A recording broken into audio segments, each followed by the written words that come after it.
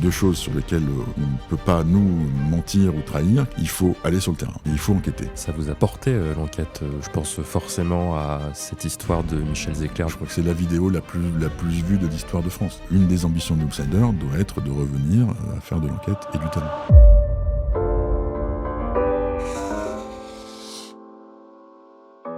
Bonjour Johan Hufnagel. Bonjour Hugues. Bienvenue dans La Ligne, vous êtes le directeur de la rédaction de Loopsider, média 100% vidéo en ligne que vous avez cofondé en 2018. Absolument. Avec Giuseppe De Martino et Arnaud Maillard. En réalité, je devrais citer les autres médias du groupe, puisque en fait vous êtes un groupe. Il y a aussi Période, média qui se présente comme féminin et féministe. Tout à fait. Et Upster, dédié à l'économie de la création. Dans cet épisode, on va parler de la manière dont vous avez construit Loopsider, de votre ligne édito, de ce qui fait le succès de vos formats aujourd'hui, et peut-être aussi des zones de tension, des tensions qui traversent votre modèle par rapport à la dépendance aux plateformes et par rapport aussi à votre modèle économique qui paraît très dépendant du brain content. Vous allez me dire ce qu'il en est.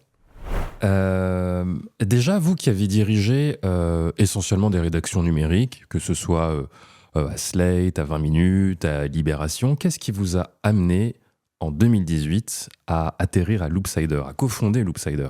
C'est un constat qu'on a partagé avec Giuseppe et Arnaud depuis assez longtemps, qui était que ce que moi j'appelle les médias de destination étaient en train de perdre leur destinataire. Et que les lecteurs, les téléspectateurs, les auditeurs, sur une tendance très très longue, étaient en train de quitter les médias de flux. Je prends l'exemple du papier, du print, il y avait de moins en moins de kiosques. Les usages font que les lecteurs et les lectrices n'allaient plus en kiosque. Et ça, c'est une tendance de fond qu'on observe depuis quand même plusieurs décennies. Mais on peut pousser cette histoire aujourd'hui avec la radio, même s'il y a encore évidemment beaucoup de monde, mais la radio, les gens ont de moins en moins le réflexe d'allumer leur radio pour écouter des émissions de flux, notamment l'information. La télévision, c'est la même chose. Quand on regarde les chiffres, par exemple, du 20h de TF1, il y a une vingtaine d'années, c'était sans doute, on va dire, 10 millions de téléspectateurs. Aujourd'hui, pour avoir 10 millions de téléspectateurs, il faut faire l'addition des 3 JT. Plutôt 4, quoi. Ouais, voilà. Ouais, pour un TF1, c'est plutôt 4, pour un France Télé, plutôt 3. Donc on voit bien la chute, cette perte d'usage. Je pense qu'on peut aussi aujourd'hui la tracer sur les médias en ligne, pour plein de raisons. On en parlera sans doute après. L'IA va jouer sans doute un autre rôle, mais en tout cas les lecteurs et les lectrices se rendaient de moins en moins directement sur les médias, notamment à cause ou grâce aux réseaux sociaux. Et c'est cette analyse qu'on faisait. On l'imaginait beaucoup sur les plus jeunes lecteurs et les plus jeunes lectrices, mais en vrai, c'est une tendance de fond qui touche aujourd'hui l'intégralité des populations. Dès qu'elles entrent dans l'information, elles vont de plus en plus avoir tendance à utiliser les plateformes sociales et à faire confiance dans des gens soit qui leur ressemblent, soit des gens qui sont leur communauté et leurs amis. Donc notre idée était de dire, OK, il va falloir amener du journalisme, si possible du journalisme de qualité, pour informer les lecteurs qui ne vont plus sur les médias traditionnels, y compris les sites de ces médias. Et donc à travers une écriture 100% vidéo. Et on pense toujours d'ailleurs que la vidéo est sans doute le meilleur moyen d'informer aujourd'hui la plupart de ses lecteurs. Alors, ça ne veut pas dire que les autres médias vont disparaître, ça ne veut pas dire que l'écrit va disparaître, mais ce qui est certain aujourd'hui, c'est que tout le monde regarde des vidéos sur son téléphone. Ôtez-moi d'un doute, mais donc je l'ai dit, vous avez dirigé essentiellement des rédactions numériques. Au départ, vous n'avez pas forcément un ADN vidéo par rapport aux fonctions que vous aviez occupées côté numérique. Alors, comment vous êtes retrouvé là-dedans alors ? Si je peux faire le long storytelling. Ouais.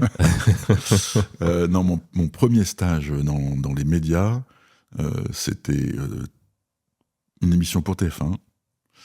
Mais c'était dans la fin des années 80, et mon premier stage média, c'était une chaîne de télévision locale qui s'appelait TV8 Mont-Blanc, qui était dirigée à l'époque par Georges Bonopéra, fondée par Jean-Charles Eleb, qui était une télévision locale à Annecy. Mon premier stage, c'est là.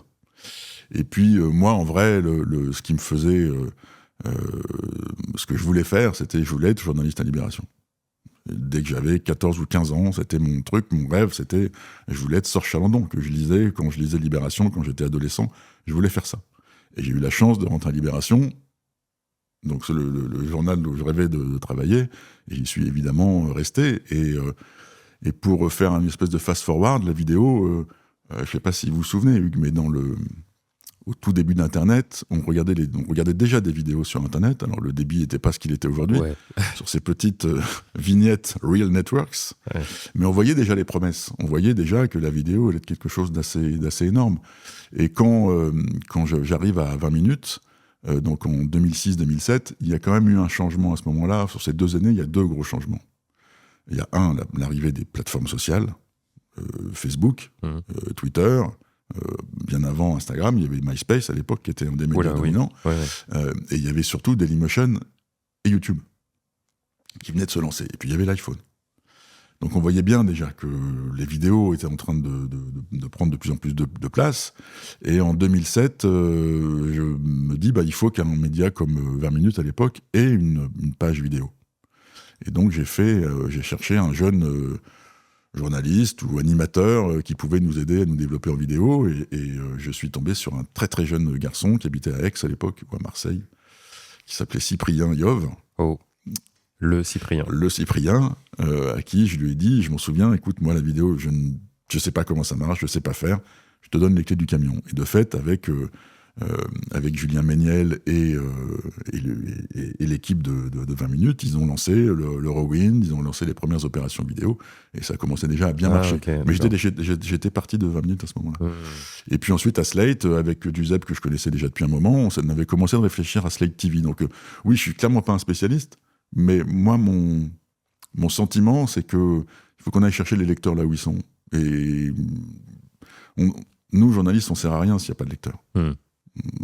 Ça sert à rien d'écrire, de travailler pour des gens qui ne nous liraient pas ou qui ne nous regarderaient pas. Et donc, j'ai considéré que pour mieux transmettre, il fallait à un moment faire de la vidéo. J'aurais bien aimé qu'on le fasse à Libération à ce moment-là. On avait même eu des plans d'essayer de faire LibéTV. Ça ne s'est pas fait pour X raisons. Et donc, en 2017-2018, on a décidé avec Giuseppe et Arnaud de se lancer comme un média pure player dans la vidéo. Après, beaucoup d'entrepreneurs disent que l'essentiel, c'est de savoir s'entourer. Donc, c'est ce que vous avez appliqué, de ce que j'ai compris. Moi, je suis quelqu'un qui mise beaucoup sur le collectif. Et je pense qu'effectivement, savoir trouver des personnalités qui sont complémentaires, des gens qui sont plus forts que soi, je pense que ça fait partie de notre travail. Que ce soit mes associés Arnaud et Giuseppe, à ce moment-là, on était tous les trois très complémentaires. Et puis même dans l'état d'esprit, on en rigole beaucoup avec Giuseppe. Moi, je suis quelqu'un de plutôt pessimiste. Lui est plutôt quelqu'un de très optimiste. J'aurais jamais pu me lancer dans cette aventure tout seul. Et puis on n'aurait jamais pu non plus se lancer sans le studio Upian qui nous a accompagnés au début, sans la première rédactrice en chef de Loopsider qui a clairement inventé cette façon de travailler de notre storytelling vidéo. C'est une vraie aventure collective. Et au départ, justement, vous vous dites quoi ? C'est quoi la promesse éditoriale ? Qu'est-ce que vous voulez atteindre ? Déjà, au début, c'était comprendre ce qu'on faisait. C'était pas facile, hein. Aujourd'hui, ça semble évident. Tout le monde fait de la vidéo sociale. Au début, quand on s'est lancé en fin 2017, il y avait déjà du monde qui faisait de la vidéo à l'époque carrée, sous-titres, texte à l'écran. Mais donc, nous, il fallait qu'on comprenne. Combini, voilà, ce genre d'acteur. Ce genre d'acteur. Nous, il fallait qu'on comprenne comment ça marche. On savait ce qu'on voulait raconter. On voulait raconter des histoires qui étaient des histoires qui touchaient la communauté qu'on allait créer, un média bienveillant, tourné vers des histoires qui étaient des histoires qui nous rassemblaient. Donc c'était vraiment ça notre projet au début. Mais il fallait surtout qu'on comprenne comment ça marchait. Et je crois qu'on a assez vite réussi à comprendre avec des moyens qui étaient des moyens plutôt modernes et raisonnables. Parce qu'on avait cette nécessité qu'il fallait qu'un média qui soit un média indépendant puisse vivre de son travail. Pas vivre de subventions, pas vivre de cash des actionnaires qui arrivaient par pelleté. On voulait montrer qu'un média indépendant était un média qui pouvait gagner de l'argent. Mais vous aviez une ligne, dès le départ, une ligne éditoriale, une ambition éditoriale, c'était quoi ? L'ambition éditoriale, c'est de raconter ces histoires-là. C'était de pouvoir informer des gens qui ne s'informent plus. Et donc, au début, c'était des formats très très courts. Donc, c'était éveiller la curiosité. C'était trouver des histoires où on peut inciter les gens à vouloir envie d'aller plus loin, à les surprendre, parfois à les émouvoir, pas à les mettre en colère. On n'a jamais été dans les émotions négatives. essayer de trouver des histoires qui nous rassemblaient, qui nous ressemblaient. C'était ça notre ambition. On n'a jamais eu une ambition de se dire on veut être le premier média.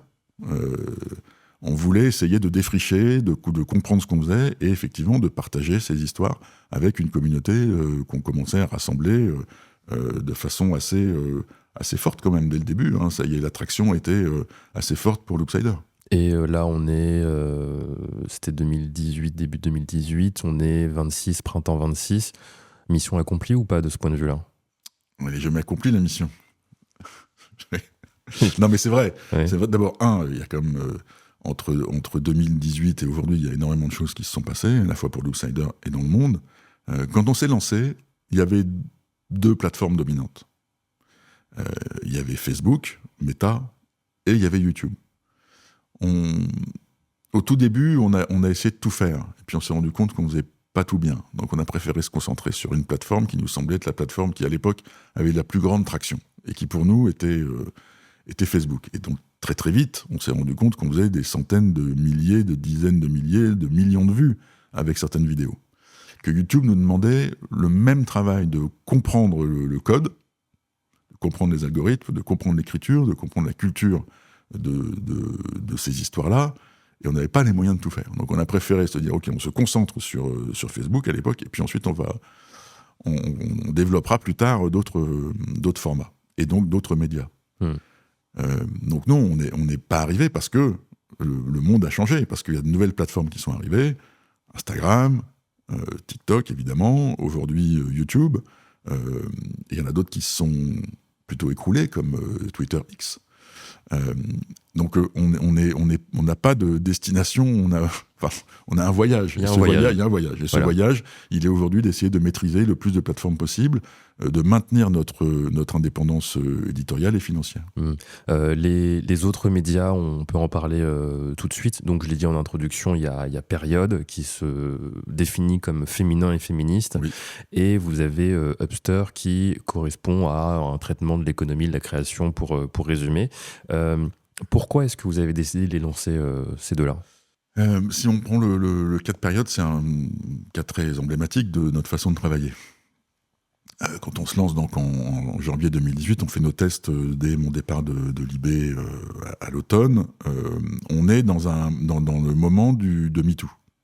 Il y a toute une vague de sujets qui sont des sujets autour de la représentation des femmes, autour évidemment des agressions sexuelles dont elles sont victimes, ce qui a lancé cette grande vague mondiale.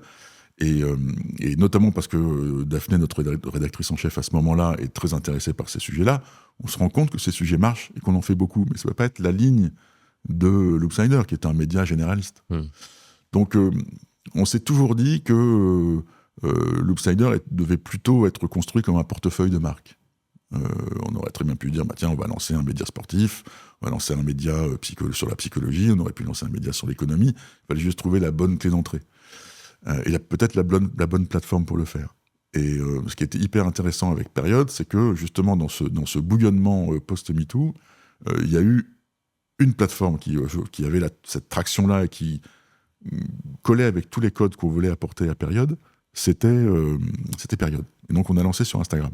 Et donc quand on a lancé les opérations, on a demandé à Jennifer Ardouin et Angèle Marais de travailler sur ces formats-là, qui étaient un format beaucoup plus fun, beaucoup plus léger en apparence, et aussi intransigeant sur le fond. Donc féminin et féministe. On pouvait aussi bien parler de la mode, du maquillage, mais de l'anglais sous une forme plus en adéquation avec son époque. La lettre de mission, entre guillemets, qu'on avait donnée à ces deux jeunes femmes, c'était si vous deviez lancer Elle en 2019, ça serait quoi ? Voilà. Et donc ça a très vite cartonné. Période est devenu, en quelques mois, le premier média, on va dire, classé dans les féminins en France. Ok. Donc voilà un peu l'idée. Et donc quand on a lancé Hubster, on voulait aussi raconter notre monde à nous et le faire de façon un peu plus fun. Alors on a tâtonné, on a fait de la vidéo parce que Harold Degrand, mon ancien rédacteur en chef, s'intéressait beaucoup à ces questions-là, donc on a essayé de faire des vidéos, mais globalement, ça reste aujourd'hui une newsletter qu'on publie 2 à 3 fois par semaine et qui va raconter sous la forme de sagas ou de questions liées à l'actualité notre monde qui est en train d'être bouleversé en ce moment. Et dans cette logique de constitution de portefeuille, est-ce qu'il y a d'autres verticales qui vous intéressent ? Ça n'interdit rien. Je pense que le sport, c'est compliqué parce que ce que cherchent beaucoup les gens qui s'intéressent au sport, c'est les résultats. Mais on voit bien aujourd'hui, quand on regarde un média comme le groupe L'Équipe, par exemple, qu'ils arrivent à avoir d'extrêmement bons résultats sur les plateformes en ne faisant mais en s'intéressant beaucoup aux récits et aux histoires. Et donc, aujourd'hui, on se concentre sur l'Oopsider parce qu'on a d'autres enjeux de changement, de modification, d'accélération. Mais à l'avenir, oui, rien ne nous empêche de lancer de nouveaux médias. Alors, je ne sais pas si les chiffres sur votre site sont à jour, mais en tout cas, ils disent ceci. Chaque mois, vous totalisez plus de 150 millions de vues vidéo, vous êtes suivi par plus de 7 millions de personnes sur les réseaux chaque jour, et vous touchez plus de 8 millions de Français. Donc, déjà, autocritique, comment est-ce que vous évaluez sincèrement ces résultats ? C'est beaucoup, pas beaucoup Je trouve ça énorme. Ouais. Je suis même surpris à chaque fois qu'on sort ces chiffres. Vous le rappeliez tout à l'heure, hein, Hugues, moi j'ai fait ma carrière dans des médias soit de presse écrite traditionnelle et ou écrit numérique, Slate, 20 minutes, Libération, qui étaient des médias qui avaient quand même un trafic assez énorme. Aujourd'hui, en vidéo, quand on fait des vidéos qui sont vues 4, 5, 6, 7 millions de fois, c'est absolument phénoménal. On voit bien qu'il y a des histoires avec un impact énorme qu'on n'aurait sans doute jamais eu avec le texte. Et ça, pour moi, ça me surprend toujours. Et c'est presque une responsabilité énorme de raconter des histoires en images, de le faire avec des règles qui sont des règles très particulières, notamment des courbes de rétention, des entrées dans nos sujets qui se font en un quart de seconde, voire un dixième de seconde. Il faut qu'on soit à la fois appétissant pour les gens qui nous regardent, et en même temps pas travestir la réalité, pas grossir des traits, pas faire de clickbait. Et donc c'est toujours un métier assez exigeant et compliqué. Et aussi à cause des algorithmes, j'imagine, devoir jouer le jeu à chaque fois. Les règles changent en plus souvent. Les règles changent souvent, les règles ne sont pas les mêmes pour les plateformes. Et puis il y a aussi quand même in fine ce que les gens regardent quand ils sont sur leur téléphone. C'est ce que j'explique à tous les journalistes avec qui je travaille, c'est votre ennemi, c'est pas la finance, comme dirait l'autre, c'est la notif. C'est-à-dire que si jamais vous recevez un message d'un de vos amis qui est plus intéressant que l'histoire que l'Oopsider ou d'autres vont raconter, vous avez perdu. Donc il faut que notre histoire soit plus forte que les notifications. Mais c'est quoi la recette alors ? Comment vous faites pour avoir ces chiffres-là et pour intéresser autant de personnes ? Avec aussi peu de vidéos publiées. C'est-à-dire aussi peu de publiés. On publie aujourd'hui entre 2 et 3 vidéos par jour. Vous avez réduit, non ? On est autour de ça à peu près. D'accord, ok. Ouais. Globalement, on est autour de ça. Alors, on peut faire un peu plus de posts fixes et ou de carousels sur Instagram, mais globalement, on est autour de 2 ou 3 en moyenne. Okay. Une vingtaine de sujets par semaine. D'abord, la première recette, c'est le choix des sujets. Il faut qu'on trouve des sujets qui soient dans la grande conversation. Il faut ensuite qu'on trouve des sujets qui surprennent, parce que il y a tellement aujourd'hui de médias ou de créateurs qui postent des contenus que pour réussir à sortir de ce grand magma, il faut qu'on soit bon sur le choix des sujets. Et puis ensuite, il y a la façon de les écrire, la façon de les mettre en scène, la façon de trouver les bonnes images. Et ça, c'est un travail quotidien de jamais relâcher la pression sur les vidéos qu'on produit. Il faut qu'elles aient à la fois la recette. La recette pour un média comme l'Oopsider, c'est miser sur des histoires, miser sur des personnalités, sur des personnages qui racontent des histoires et qui soient dans notre ligne édito de ce qu'on veut montrer. Donc de raconter des histoires aujourd'hui de personnes qui se bougent, de personnes qui se battent, de personnes qui ont des histoires à raconter et qui sont des histoires un peu bienveillantes, pas positives, mais en tout cas bienveillantes. C'est ça un peu notre recette. Et quand on réussit à aligner toutes ces planètes-là, la bonne histoire, la bonne image et le bon rythme, on fait des vidéos qui marchent plutôt très bien. Il y a combien de personnes dans la rédaction ? On est une petite dizaine tous les jours dans la rédaction, entre 6 et 9 personnes à peu près, moi inclus. Ah oui, il y a des rédactions qui sont beaucoup plus étoffées que ça, et donc vous arrivez à produire, donc vous dites 2 à 3 par jour, une vingtaine sur la semaine, avec les chiffres qu'on a donnés. Absolument.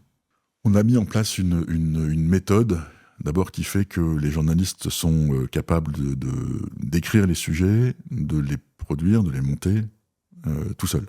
Là où dans d'autres médias, on peut faire appel à un monteur, un motion designer. Nous, on a inclus une espèce de package qui fait que les journalistes sont capables d'aller assez vite. Puis il y a certains sujets sur lesquels on va avoir une ambition journalistique qui va être juste de donner l'information et de donner l'image. D'autres où on sera davantage construit et qui nous demandent un peu plus de temps, du travail d'enquête, du travail de reportage. Je ne fais pas le calcul toutes les semaines, mais je pense que les journalistes de Loopsider partent facilement 3-4 fois en reportage par semaine dans tous les coins de la France. Ah oui, quand même. C'est aussi ça notre exigence, c'est qu'on veut raconter des histoires qui soient des histoires dans lesquelles les gens se retrouvent, que ce soit des histoires nationales, locales ou internationales. Et donc, ça demande de faire du travail de terrain. Et vous ciblez tous les gens ou vous avez quand même des cibles plus définies que ça dans les histoires que vous racontez ?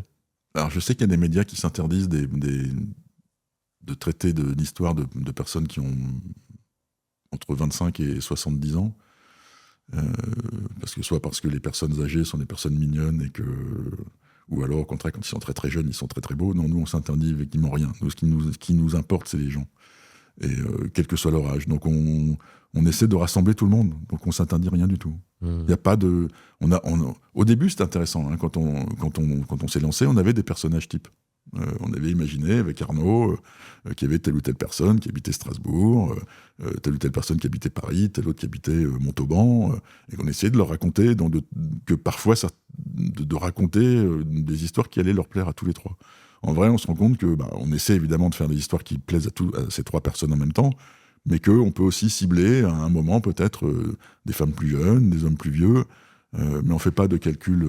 Pour le coup, la data s'arrête ici chez nous. Ah ok. Mais est-ce que votre rédaction, je ne sais pas en termes de moyenne d'âge, d'ailleurs c'est quoi la moyenne d'âge de la rédaction ? À peu près. Hein. Moi inclus ? Non, c'est de la triche. 24 ans, 25 ans. Parce que le sens de ma question, c'est si vous parlez à tout le monde, est-ce que tout le monde est vraiment représenté dans la rédaction ? En termes d'âge, non, clairement. D'accord. On a une rédaction qui est très jeune. D'abord parce que on est une petite rédaction. Qui dit petite rédaction dit un turnover qui peut être parfois assez élevé. Et puis trop élevé ? J'ai pas de jugement sur trop ou pas assez. On sait aujourd'hui que quand on fait un média avec une petite rédaction, il y a des effets de lassitude, il y a des effets surtout de personnes que nous on a envie de faire grandir, et leur permettre de grandir dans une petite rédaction, c'est pas évident. Ils vont faire du reportage, et puis ensuite qu'est-ce qu'ils vont faire ? Ils peuvent pas changer de rubrique. Donc ils ont plutôt tendance à un moment ou à un autre à partir, à évoluer, aller sur des médias où ils vont qui sont des médias peut-être plus grands, ou qui vont changer. Donc non, c'est pas trop ou pas assez le turnover. C'est que juste c'est une mesure qu'on doit prendre en compte. Et puis il y a aussi un effet que les journalistes qui savent raconter aujourd'hui les images telles qu'on les raconte, ça veut dire voicer, ça veut dire éventuellement incarner. C'est plutôt des journalistes qui sont des journalistes plus jeunes. Mais par ailleurs, on a quand même de la seniorité, parce que on fait des métiers qui sont des métiers quand même compliqués, où il faut que les informations soient vérifiées, validées, bien écrites, et qu'aujourd'hui, pour ça, c'est pas que la valeur attend le nombre des années. Mais quand même, c'est bien d'avoir un peu d'expérience pour pas tomber dans des pièges faciles. Oui. Comment dire ? C'est compliqué. C'est une question que je pensais vous poser plus tard, mais allons-y maintenant. Donc c'est compliqué de garder les talents, parce qu'il y avait c'était en octobre dernier, je crois que c'était une étude de l'IFOP qui disait qu'en gros, quasiment 2/3 de mémoire, 2/3 des jeunes journalistes en fait voulaient devenir créateurs de contenu. Voilà, c'est le monde dans lequel on vit aujourd'hui. Donc vous, en tant que directeur de cette rédaction, est-ce que vous diriez que c'est devenu plus compliqué de retenir les talents, notamment à cause de ce paramètre ? Est-ce que c'est plus compliqué ? Vous n'avez pas senti d'avant-après ? Non, il y a des gens avec qui j'aurais adoré travailler plus longtemps. Ça, c'est certain. Je pense notamment à David Perrotin, et puis tous les gens avec qui j'ai bossé. Il y en a Qui est beaucoup. parti à Mediapart. Qui est parti à Mediapart. Il y a beaucoup de gens qui sont partis pour d'autres rédactions et que j'aurais adoré pouvoir travailler avec eux plus longtemps. Il se trouve qu'on a décidé de faire un média qui était un média plutôt resserré qu'un énorme média. Et donc il y a des avantages et des inconvénients. Les avantages, c'est qu'on voit beaucoup de monde qui viennent chez Loopsider et qu'on forme, et je trouve ça génial de former des jeunes journalistes à faire ce métier-là. Et pas uniquement d'ailleurs des journalistes, des gens qui viennent travailler avec nous dans tous les métiers qui sont chez Loopsider. Je trouve ça super qu'on ait des gens qui arrivent, ça rafraîchit, ça nous permet aussi de nous-mêmes de changer, de nous adapter aux différentes plateformes, aux différentes époques. Mais oui, il y a des gens avec qui je regrette de plus travailler, ça c'est une évidence. Mais bon, pareil, il y a des gens avec qui je regrette de plus travailler, qui sont encore à Libération. Il y a des gens avec qui j'ai travaillé à Slate, que je revois de temps en temps. Et oui, il y a toujours un peu de nostalgie quand on a vécu des choses assez fortes.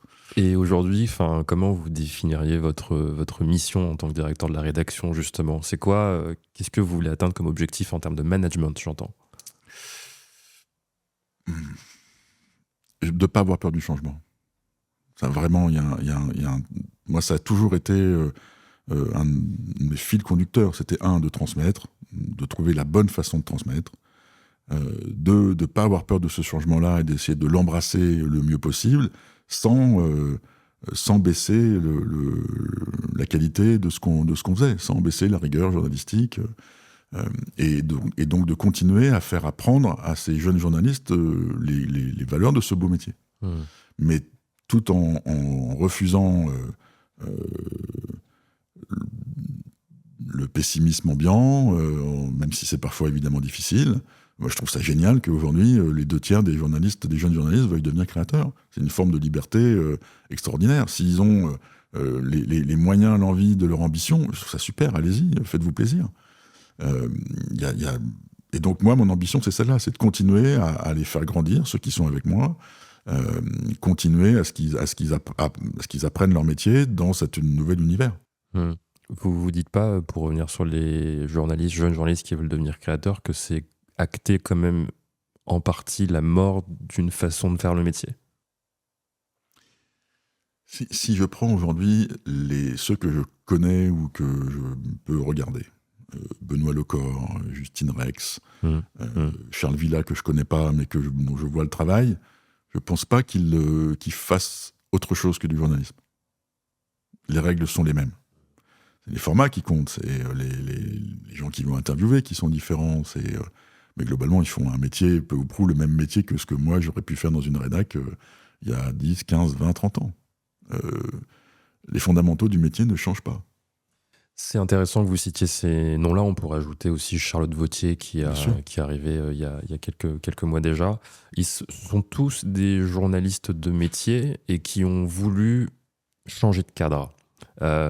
Pour des raisons diverses, mais à la fin des fins, tous et toutes ne s'y retrouvaient plus. Est-ce que ça ne dit pas aussi quelque chose de notre incapacité, quand on est un média traditionnel, justement, à donner des motifs, de rester tout simplement, de raconter, de faire ce métier d'une autre façon ? Vous parliez d'accepter le changement. Est-ce qu'il n'y a pas aussi cette réflexion à mener un peu plus profondément dans les rédactions traditionnelles ? Je crois que les rédactions traditionnelles ont du mal avec le changement. Pas parce que ce sont des gens qui sont des gens rétrogrades ou réactionnaires. C'est parce que déjà réussir à faire son métier dans les contraintes qui sont celles du métier original, c'est extrêmement difficile. Si on prenons l'exemple de Libération, en tout cas quand moi j'y étais. Rien que pour remplir, on va dire, le quotidien, je mets dedans aucun affect sur la ligne éditoriale, les titres ou pas les bons titres, les bonnes photos. Juste le fait de remplir 36 pages tous les jours, ça nécessite à peu près 60 personnes. Donc si on doit intégrer le changement, surtout dans des périodes qui sont des changements extrêmement rapides, c'est hyper difficile. Parce qu'il y a déjà rien que cette espèce de pesanteur pour ne serait-ce que produire qui est absolument énorme. Et donc se donner les moyens de réussir le changement, je pense que ça passe par convaincre, imaginer une ligne de conduite, imaginer une ligne de changement, et réussir le changement. C'est pas tout d'avoir une stratégie, d'avoir une idée. Des idées, j'en ai plein. Des plans, j'en ai plein. Mais qu'à un moment, une fois qu'on est confronté à la réalité, qu'il faut faire le changement, comment est-ce qu'on réussit à mener la conduite du changement? Je crois que c'est le plus difficile. Et puis, il y a aussi, effectivement, qu'il faut donner des perspectives. Et les perspectives aujourd'hui pour les médias, on va dire, traditionnels ou un peu modernes, mais on peut l'avoir aussi pour l'Oopsider.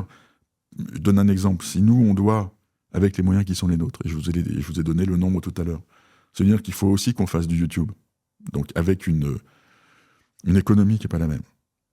Et surtout avec une ambition journalistique qui n'est pas la même, avec une forme de récit qui n'est pas la même. C'est extrêmement difficile de pivoter. Donc, mais si jamais nous, on n'arrive pas à pivoter, personne n'y arrivera. Et donc, pour ces jeunes journalistes qui ont fait, ou jeunes ou moins jeunes, qui ont fait ce choix de l'aventure solo, oui, je pense qu'il y a effectivement des questions qui sont des questions dans ces médias traditionnels, donc ceux que j'ai dirigés, sur comment est-ce qu'on continue à garder ses talents, à leur proposer de se renouveler, de faire autre chose. C'est pas simple. Mais je comprends ce besoin de changement. Revenons à vos formats. Est-ce que vous en avez qui se détachent particulièrement, voilà, où vous dites « Ah, là, on a trouvé le truc ». Je crois qu'aujourd'hui, c'est ce que je disais tout à l'heure, ce qui fait qu'un sujet de l'Oopsider marche, c'est quand on a le bon personnage. Ok. Qui va nous raconter une histoire qui va nous surprendre, ou qui va nous ressembler et nous rassembler, et qui fait écho à nos préoccupations du quotidien.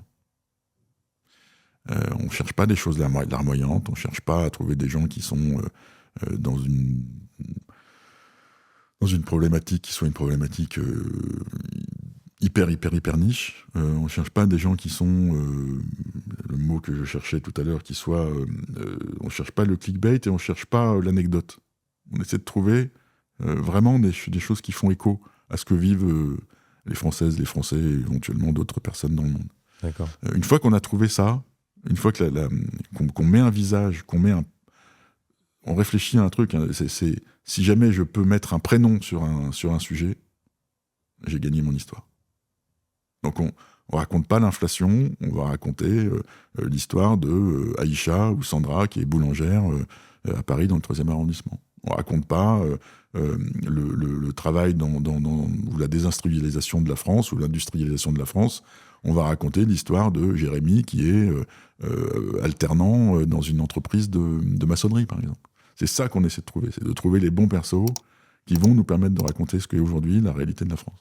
Dans ces histoires, vous allez me dire si je me trompe, mais j'avais une perception, c'était qu'à un moment, l'enquête était présente chez vous, bien présente. Et j'ai le sentiment qu'elle a reculé un peu en traitement. Est-ce que ma perception est juste ou pas? La perception est très juste. Qu'est-ce qui s'est passé? Le départ de David Perrotin. Oui. On a, de mémoire, on commence à travailler avec David en 2018 ou 2019 et il rejoint Mediapart en 2020.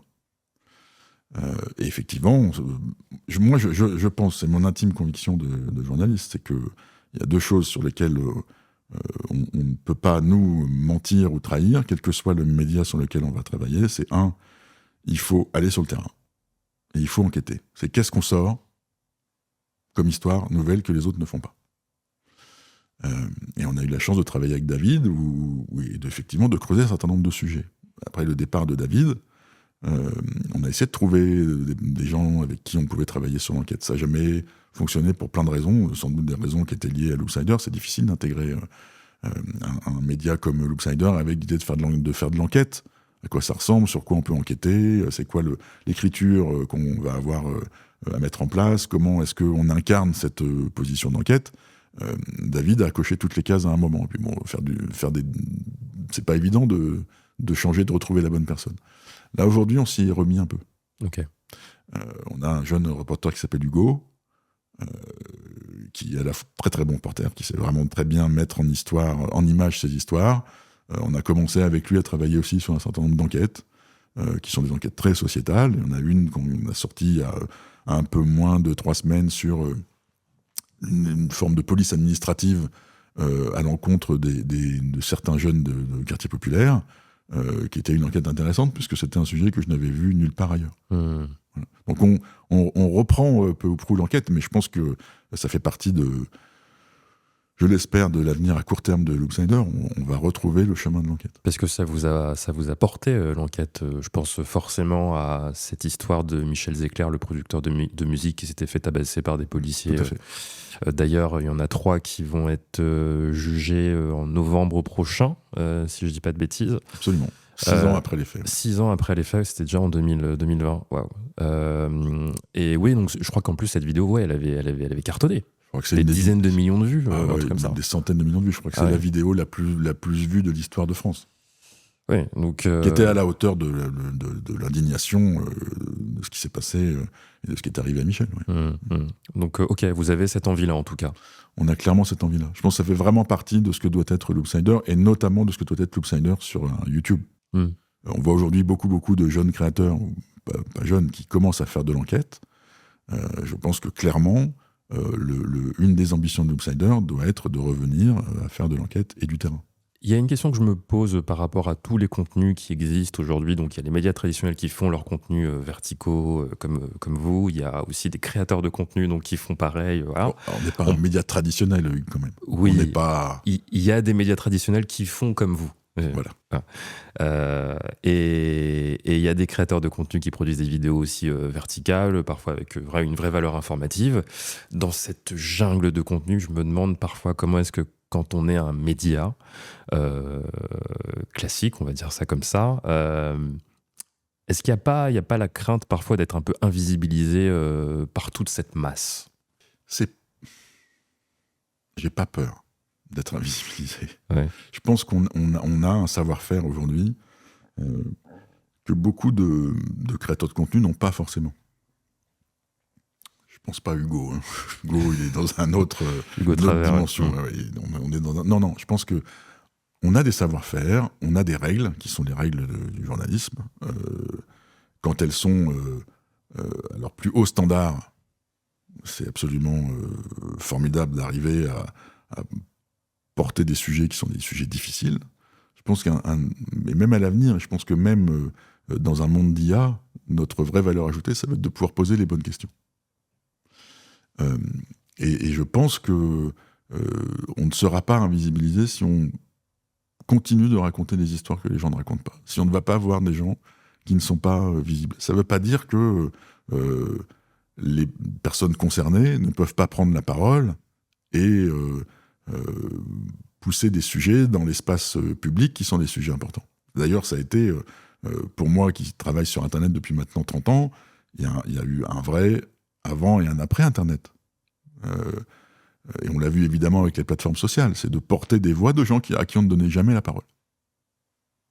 Des femmes, des minorités, personnes qui sont issues de l'immigration, on ne leur adressait jamais la parole. Et quand on parlait d'eux, c'était en général parce qu'il y avait un drame ou une émeute. Ou parce qu'elles étaient victimes. Je pense qu'aujourd'hui, le fait d'avoir fait baisser le coût d'entrée à la prise de parole dans l'espace public grâce aux plateformes sociales, fait aussi partie de ce grand foisonnement des voix. Loopsider n'a pas été rendu mutique alors qu'il y avait de multiples voix. Au contraire, on apporte un autre regard, on apporte une façon journalistique de travailler, de confronter les sources, de penser contre nous-mêmes aussi. Donc c'est des choses qui sont des méthodes, mais les créateurs peuvent avoir les mêmes méthodes. Hein. Moi, pour le coup, le débat sur, on pourra peut-être y revenir après, carte de presse, pas carte de presse pour les créateurs, c'est un non-débat. Il y a des créateurs qui font du journalisme, il y a des créateurs qui n'en font pas, il y a des journalistes qui ne font pas de journalisme. C'est super, il y a de la place pour tout le monde. Est-ce que j'ai peur d'être invisibilisé par ces nouvelles voix ? Non, pas du tout. Je pense que justement, notre travail doit être de continuer à d'aller aux endroits où il n'y a pas de caméra. Et de poser les questions qu'on ne pose pas. Allons-y sur... je n'avais pas forcément cette question en tête, mais concernant la carte de presse, vous n'êtes pas tous d'accord sur le sujet. Absolument. Vraiment. Et c'est un vrai sujet. Il y a, puisque vous l'avez cité, il y a un certain nombre de personnes qui sont des journalistes de formation, et même pas forcément eux, mais en tout cas des gens qui aujourd'hui produisent du contenu qui a une vraie valeur informative et qui ne sont pas considérés comme journalistes. Mais vous savez pourquoi ? Principalement, c'est à cause de la question de la sponsorisation notamment. Il y a beaucoup de ça. La commission de la carte de presse, Ce qui lui pose encore un problème, et c'est une discussion qui est ouverte, et qu'on peut comprendre, j'imagine, philosophiquement, entre guillemets, c'est qu'à partir du moment où on porte le message publicitaire, en fait, on n'est plus indépendant. Et donc, est-ce qu'on est encore légitime ou pas à être journaliste ? Non, mais c'est une bonne question. J'ai pas la réponse. Ce que je sais, c'est que moi, j'ai croisé au cours de ma carrière des gens qui étaient pas forcément journalistes patentés avec carte de presse, qui faisaient un travail journalistique que les journalistes ne faisaient pas. Et parce que ce métier est devenu un métier de plus en plus difficile et de plus en plus précaire, ils avaient des sources de revenus qui n'étaient pas celles du journalisme. Voilà, donc le label de la carte de presse, pas la carte de presse, c'est un débat d'arrière-garde, quoi. C'est pas, ça compte pas, ça dit pas, ça dit rien finalement. Quand on voit aujourd'hui, alors je crois que la commission de la carte, qui est pas non plus, comme faire des amis, qui est pas non plus, on va dire, la modernité incarnée. Aujourd'hui, quand on les écoute, ils se disent oui, nous avons accordé la carte de presse aux médias numériques, et puis aujourd'hui, à certains créateurs de contenu. Enfin bon, il a fallu du temps quand même. Et en réalité, c'est pas aux créateurs directement. Alors, Gaspard G pourrait vous en parler très bien. Ce qu'il a choisi, par exemple, c'est de, lui, ne pas prétendre à la carte de presse puisqu'il porte le message publicitaire, mais il assume de porter ce message publicitaire puisque à un moment, il faut bien vivre. En revanche, les journalistes qui travaillent pour lui, eux peuvent y prétendre puisque c'est pas eux qui portent le message. Donc le deal qu'il a trouvé, entre guillemets, avec lui-même, c'est celui-là. Super. Mais bon... Ouais, il fait du journalisme. Il n'y a pas de... En vrai, je vois pas ce que la carte de presse apporte aujourd'hui. Ouais. Un abattement fiscal éventuellement. Par un abattement fiscal éventuellement. De 7 650 €, on le rappelle. Oui. Mais effectivement, à part ça, après, il y a des gens qui considèrent quand même qu'on est journaliste légitime si on l'a. Après, voilà, c'est selon. Complètement. Moi, ce débat m'a agacé quand on a reproché à Léna Situation ou à Sally d'aller interviewer des gens au moment du Festival de Cannes, des Césars, alors que ça devrait être un métier qui aurait dû être réservé des journalistes. Franchement, faire du people sur les tapis rouges... C'est considéré, pour les défendre, c'est considéré, alors je suis pas forcément, j'ai pas d'avis sur le sujet, mais c'est considéré, ceux qui ont été émus par ça, que c'est un métier qui a, je sais pas, appelons ça méthodologie, déontologie également, que ça s'apprend à l'école, que c'est pas parce qu'on s'est dit tiens j'ai vu un micro qu'on peut le faire, quoi. Donc chacun a sa place, si je résume la pensée des personnes que ça avait ému. On va pas parler de ça pendant des heures, mais je pense que non. Je pense vraiment que c'est un non-débat, et qu'on devrait même, je sais même pas qu'on devrait même pas en discuter. C'est que ça nous émeuve. Non, être journaliste, ça ne s'apprend pas à l'école. Être journaliste, c'est pas aller interviewer des gens. Et il y a plein de journalistes qui ont des cartes de presse qui ne font pas ce métier. Et il y en a plein qui n'ont pas fait d'école. Je n'ai pas fait d'école. Par exemple. Donc, bon, bref. Sur le marché, vous êtes connu pour avoir des data scientists capables d'analyser les algorithmes des plateformes pour essayer d'identifier les vidéos qui sont susceptibles de performer. La première question qui me vient, c'est finalement qui décide ? Est-ce que c'est la rédaction ou c'est les algos ? Ce serait tellement simple si c'était les algos. L'outil qu'on a développé qui s'appelle Sharpeye, qui est aujourd'hui utilisé par énormément de rédactions, c'est un outil qui est hyper intéressant parce qu'il permet, en regardant dans le rétroviseur, de voir ce qui a marché, de le regarder sur un temps long, de le regarder plateforme par plateforme ou sur le global, et de voir si on est, in fine, si on est en phase avec notre ligne, avec notre promesse éditoriale. Et on se rend compte quand on a des baisses d'audience, ça peut être dû à plein de choses, des changements d'algorithme, le fait qu'on n'ait pas été très très bon cette semaine-là, mais on se rend compte que si jamais on n'a pas la promesse qui a été la promesse qui a fait qu'on a rassemblé une communauté, si Sharpeye nous dit là vous êtes dans le rouge, il faut bien aller regarder dans le détail pour voir pourquoi est-ce qu'on est dans le rouge. Et souvent on est dans le rouge parce qu'on n'a pas fait ce travail in fine, ce travail de rédacteur en chef, qui est d'être le garant d'une ligne et d'une signature éditoriale. Si on a fait trop d'international, si on a fait pas assez de sujets bienveillance, si on n'a pas bien casté nos personnages, la sanction, elle n'est pas forcément immédiate, elle peut se traduire sur le long terme. Donc d'avoir cet outil, c'est pas qu'il va définir à notre place quel va être le prochain sujet, il va dire là, t'es pas bon, attention. D'accord. Retourne bien sur tes fondamentaux. C'est toujours le rédacteur en chef ou la rédactrice en chef qui fait le choix des sujets. C'est toujours nous qui essayons de trouver les meilleures histoires à raconter. Mais on a cet outil qui nous permet, grâce aux données, et aujourd'hui elles sont massives, une vidéo de Loopsider, c'est à peu près 500 000 données collectées. Parce que c'est une durée, plusieurs secondes, c'est des images, etc. Donc c'est absolument énorme. Il n'y a pas un humain qui est capable de lire et de comprendre 500 000 signes. L'outil qui a été développé, c'est un outil qui nous permet, de façon assez facile, pour des journalistes qui ne sont pas des data scientists, de se dire on est dans le rouge, on est dans le orange, on est dans le vert. Et c'est pas une question d'audience. Quand je regarde notre tableau de bord et que je vois du vert, je suis content. Pas parce qu'on a fait une super audience, parce que je me dis, tiens, ça a trouvé de l'écho dans notre communauté. Et quand on est dans le rouge, évidemment, ça veut dire que l'audience n'est pas bonne, mais ça veut dire qu'on a raté quelque chose. Ça veut dire que vous n'avez pas respecté la promesse éditoriale ? Absolument. Et parfois, la promesse éditoriale, on ne l'a pas respectée pour des bonnes raisons, évidemment. Aller faire des sujets, on va dire, en France, alors que on a le golfe d'Ormuz, le détroit d'Ormuz à feu et à sang, ça va paraître un peu particulier. Mais qu'est-ce qui rentre dans la grande conversation du moment ?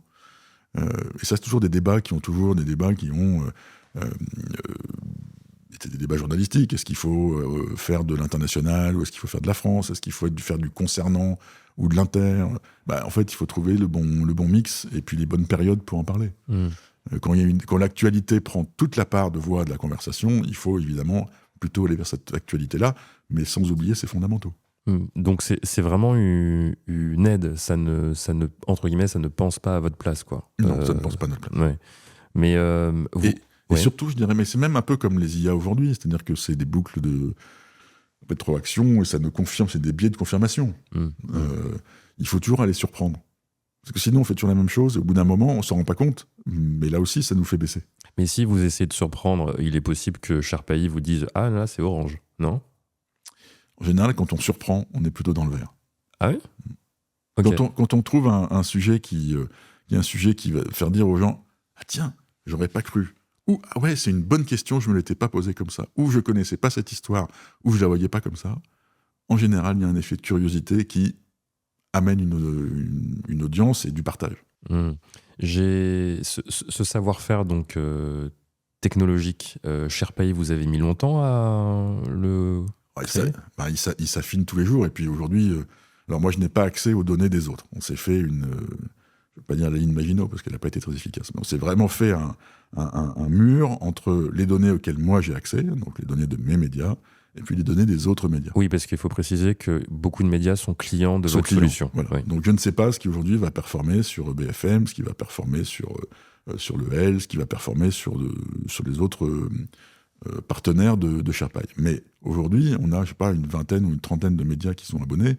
Donc notre outil intègre, on va dire 500 000 points de données par vidéo publiée. Et donc depuis maintenant 2, 3, 4 ans. Donc notre outil s'enrichit et devient plus intelligent parce qu'il est basé sur du machine learning, c'est de l'intelligence artificielle, on va dire. En tout cas, c'est de l'algorithme intelligent. Donc oui, il est de plus en plus performant. Et on a commencé à le créer en 2018-2019. Okay. Nous, on a toujours vu avec Giuseppe et Arnaud, on s'est toujours vu comme à la fois un média et une boîte de techno. C'est ce qui nous a toujours très frustrés quand on était journaliste, moi quand j'étais journaliste à Libé ou à 20 minutes, c'est qu'on ne misait pas assez sur la tech. Et que du coup on ne comprenait pas assez bien quels étaient ces enjeux, à la fois comme champ d'expérimentation journalistique, mais surtout aussi pour essayer d'aller plus loin et de mieux informer. Avoir un bon site web, avoir bien maîtrisé aujourd'hui des IA éventuellement génératives, en quoi ça peut nous aider à faire ce métier. Et ça, c'est des questions qui sont des questions auquel on ne peut répondre que si jamais on a investi dans la technologie et qu'elle est au cœur du projet. Et donc aujourd'hui, Paris Gagnant, Sherpaï, beaucoup de clients Je vous dis, on a entre 20 et 30 clients qui se réabonnent chaque année parce que ça les aide clairement à comprendre leur monde. Et donc l'algorithme s'enrichit, la machine s'enrichit, et vous, est-ce que ça vous enrichit, Loopsider? À Sherpaï, non, ça ne nous enrichit pas parce que on travaille beaucoup avec des médias.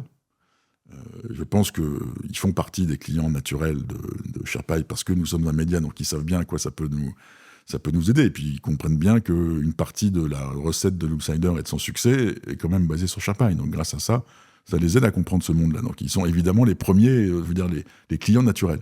Mais je pense qu'aujourd'hui, les grosses marques, les grosses entreprises qui, elles aussi, sont devenues des marques et parfois des marques médias, on aurait besoin d'avoir cet outil-là. Bon, il se trouve que les médias ne sont pas des clients qui ont énormément d'argent et qu'on ne perd pas d'argent avec Sherpaï.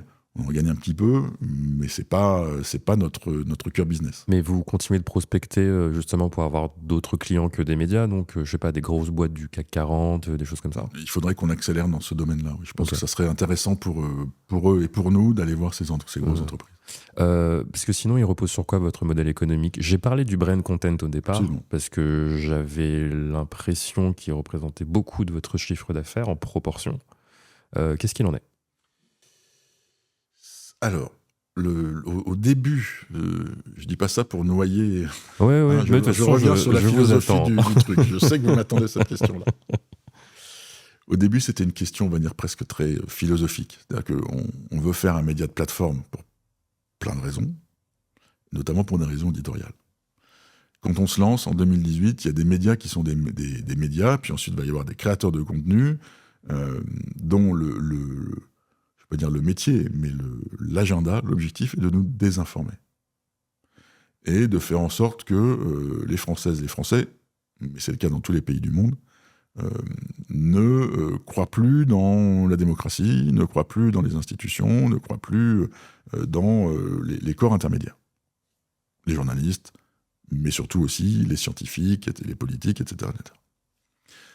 2017-2018, Russia Today est toujours légal en France. Sa version encore plus hardcore, Sputnik, existe toujours, que ce soit sur YouTube ou sur les plateformes de cours, et aussi à la télévision. Et puis il y en a d'autres. Les désinformateurs sur le climat, les désinformateurs sur les vaccins et sur la science en général. Bon. Nous, on s'inscrit là-dedans.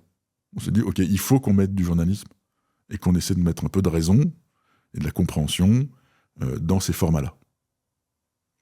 Donc, notre ennemi aussi, nos adversaires, sont ces gens qui désinforment. Et donc, à partir du moment où on veut faire ce boulot-là, si on le fait avec une espèce de barrière censitaire, donc du payant, c'est extrêmement compliqué de le faire sur une plateforme.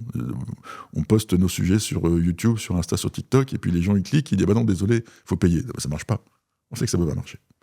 À partir du moment où on ne peut pas faire un média payant, et d'autres ont essayé, les anciens d'ITélé avaient lancé quasiment au même moment que nous, Explicit Agi, qui reposait sur cette idée-là. On peut faire du texte et de la vidéo et payer.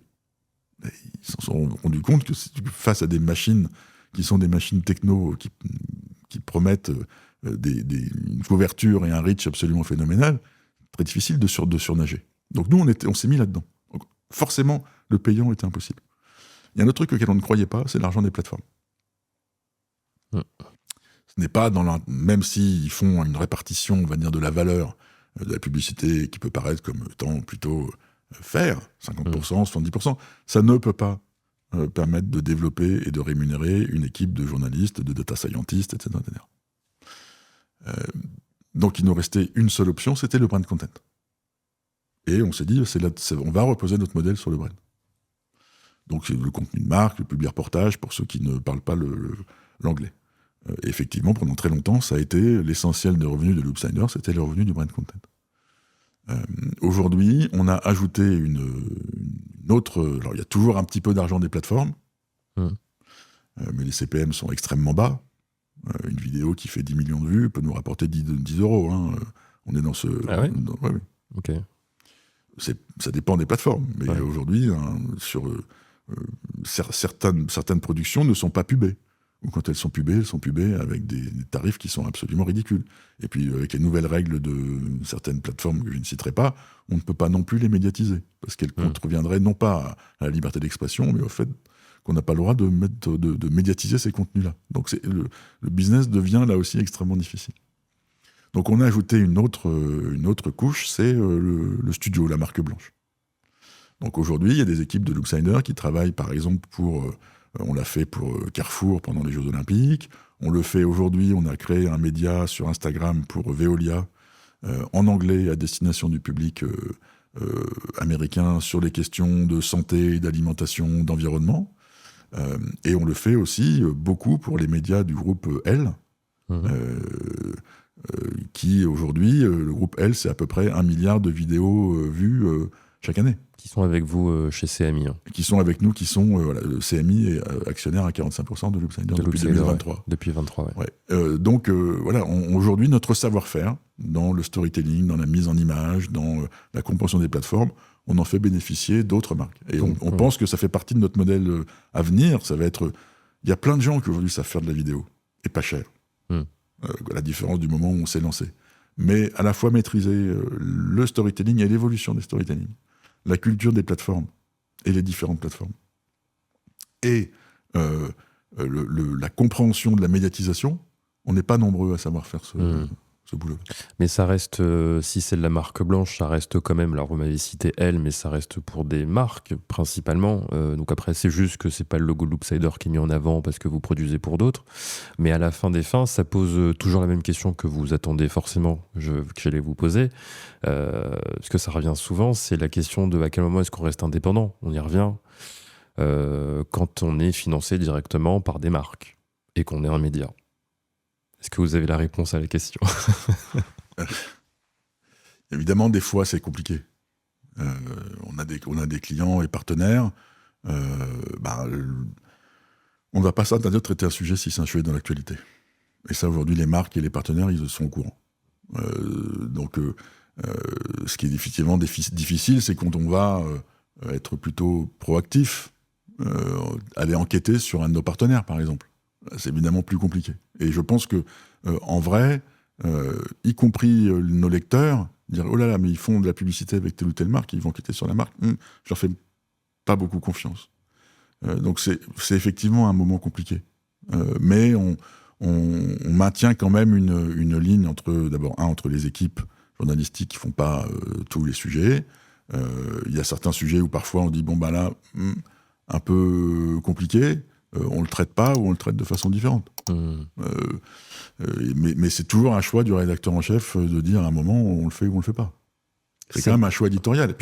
Et puis on traite les sujets, on s'interdit rien. Il y a des moments, il y a des façons de faire. Et puis surtout, je pense qu'il faut qu'on assume. Il y a plein d'entreprises où ils vont être oui, mais ça c'est du brand content. C'est pas vraiment la marque. Donc ils vont créer des sous-marques. In fine, ça tombe sur le même tuyau, sur la même page, et c'est ce qui nous fait vivre aussi. C'est ce qui fait qu'aujourd'hui, créateurs, médias qui vivent de plateformes, on sait qu'on doit vivre avec cette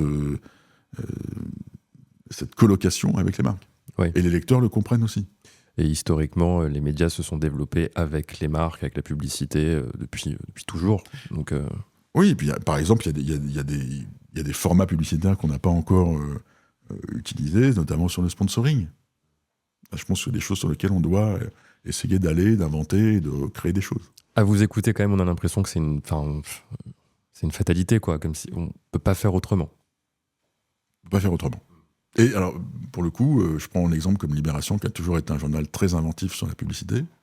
Je pense que c'est aussi des partenaires qui sont des partenaires qui nous font vivre. Donc il faut bien les traiter aussi.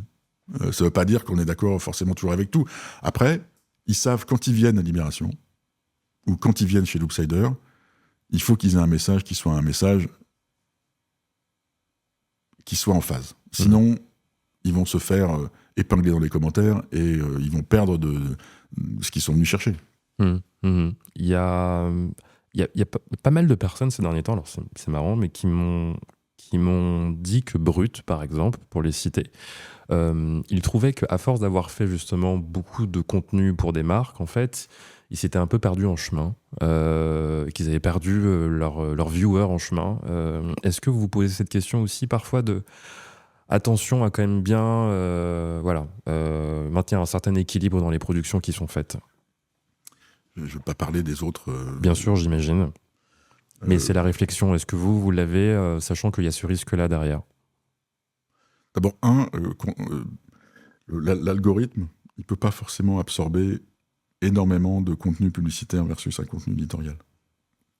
Donc l'équilibre aussi, il est important pour l'algo. Ensuite, oui, c'est évident que si on diffuse trop de publicité, et je vous dis, l'algorithme sont faits de telle façon que vous n'allez pas voir passer 25 sujets de Loopsider chaque jour, ou 50 sujets de Brut. Donc cette impression, sur quoi elle repose? Je ne sais même pas si c'est une vraie impression. Si c'est vrai. Je ne sais pas non plus. Voilà, c'est difficile. Et vous êtes rentable aujourd'hui? Aujourd'hui, en 2025, on est rentable comme en 2023 et 2022. Ok. Comment vous voyez l'après? Vous fêterez vos 10 ans en janvier 2028. Ouais. Donc c'est pas loin. C'est pas loin. Vous visez quoi d'ici là? Moi je vise on en a un peu parlé, faire un peu plus d'enquête, maintenir le terrain. On vise un média qui est un média qui doit pivoter plus sur YouTube, qui doit commencer à apprendre le storytelling long. On commence à faire des expérimentations déjà avec Hugo notamment, dont je parlais tout à l'heure, ou Raphaël avec sa série Tu viens d'où? On veut essayer de mieux comprendre les écritures sur les formats plus longs.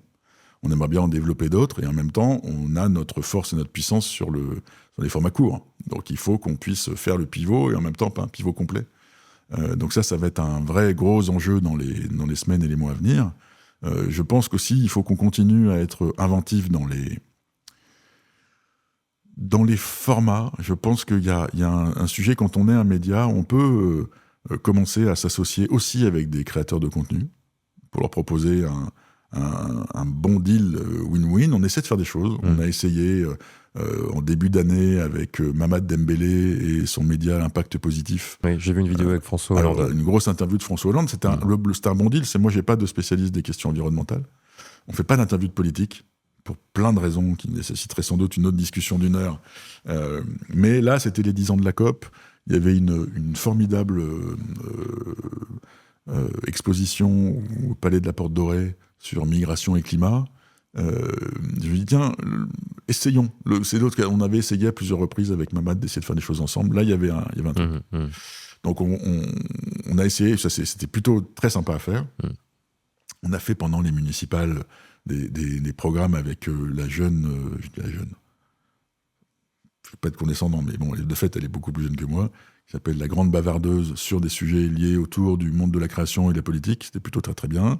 Il y a plein d'autres collabs qu'on va essayer de lancer dans les mois et les années à venir. Je pense que ça, c'est une ligne aussi. Voilà, soit sous la forme de séries, soit d'invitations, de voir comment est-ce que notre force de frappe et celle d'influenceurs plus ou moins gros peuvent arriver à avoir quelque chose de vertueux pour nous tous. Ok. Voilà. Vous me disiez que dans l'équipe, vous étiez moins confiant que votre associé Giuseppe, mais voilà, quand vous projetez, vous avez quand même un peu confiance ou vous avez quand même quelques doutes sur votre capacité à atteindre ce que vous visez? Franchement, si je regarde dans le rétroviseur tout ce qu'on a traversé depuis qu'on s'est créé, on se crée en 2018, année des Gilets jaunes. Pas évident en termes de business et de revenus publicitaires d'arriver juste... Voilà, on a une lancée, et puis derrière, il y a une grosse crise qui va avoir... On sait qu'il y a des effets sur les investissements publicitaires. On repart à la hausse, hop, boum, la crise du Covid. Puis 2022, la guerre totale en Ukraine. Puis 2024, année olympique, on sait que c'est pas évident le premier semestre, et dissolution. On repart à la hausse, 2026, boum, guerre dans le Golfe. S'il y a bien un mot que j'aime pas trop utiliser parce qu'il est un peu galvaudé, c'est résilient. Je pense que pour le coup, on a bien résilié là. Donc je suis plutôt confiant. C'est dur parce que dans le monde des médias, c'est difficile. On parlait tout à l'heure de cette multiplicité de concurrence. Elle est énorme et moi je trouve ça génial qu'il y ait de la concurrence. Il y a la question des IA qui va être aussi une question hyper importante dans les années à venir. Et on est sans doute, je ne vais pas dire qu'on est mieux armé que les autres, mais on voit arriver le tsunami. Et on n'en a pas parlé, mais comment est-ce qu'on peut utiliser les IA, notamment les IA génératives, pour mieux faire notre travail ? Est-ce qu'on va les utiliser dans les mois et les années à venir pour raconter des histoires ?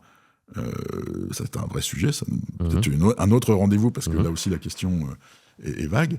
Et vaste. Donc oui, je suis quand même confiant. Okay. Après, oui, ça va être dur, mais comme tout le monde, quoi. Alors, c'est ce que je dis à tout le monde. Si nous, on n'est pas capable de pivoter, si nous, on n'est pas capable d'être vraiment agile, c'est que ce mot est vraiment fondamentalement galvaudé. Voilà. Normalement, on a tout pour continuer à être là encore pour 8 ans, au moins. C'était Johan Hufnagel, directeur de la rédaction de Loopsider. Merci Johan d'avoir été avec nous. Merci Hugues. Et merci à vous d'avoir suivi cette discussion. Rendez-vous au prochain épisode. Salut.